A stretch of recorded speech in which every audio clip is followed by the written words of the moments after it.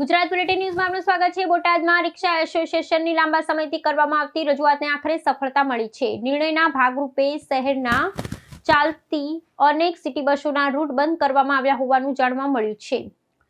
રજૂઆત સ્વીકારાતા રિક્ષા ચાલકોમાં ખુશીનો માહોલ છવાઈ ગયો હતો અને રિક્ષા એસોસિએશનના સભ્યોએ મીઠાઈ વહેંચીને ઉજવણી કરી હતી।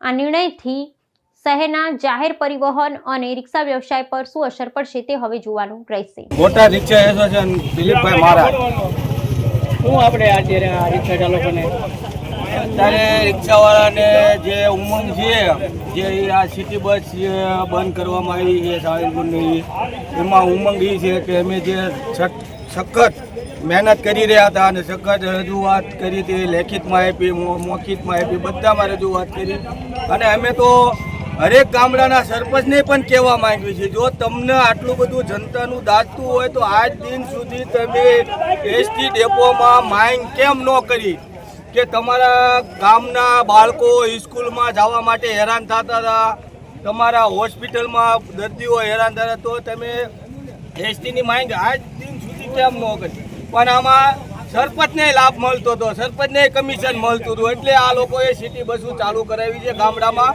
બાકી આમાં કોઈ જનતાને લાભ માટે ચાલુ નથી કરાવી। મોટા રિક્ષા એસોસિએશન પ્રમુખ દિલીપભાઈ મહારાજ આજે એટલો ખુશીનો માહોલ છે, શું કહીશું?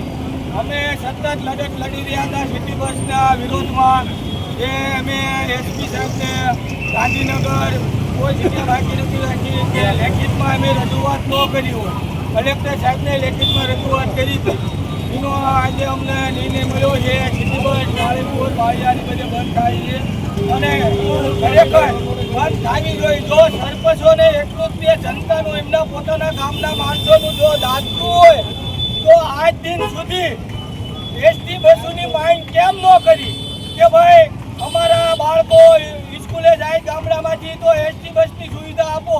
પણ આમાં સરપંચોની મિલી ભગત હતી, સિટી બસ પાસે લોકો કમિશન લેતા હતા, એના હિસાબે ગામડાઓમાં બસો ચાલુ કરવામાં આવી છે। બાકી કોઈ જનતાના લાભ માટે ચાલુ કરવામાં નથી આવી। તો એસટી આટલી બધી ચાલે તો એસટી પાસે માંગ કેમ કરવામાં ન હોય કે ભાઈ અમારા ગામડાઓમાં તમે એસટી બસો વધારો, અમારા બાળકો સ્કૂલમાં જાય, હોસ્પિટલમાં દર્દીઓને જવાનું હોય તો સુવિધા તો મળતી નથી કોઈ જાય।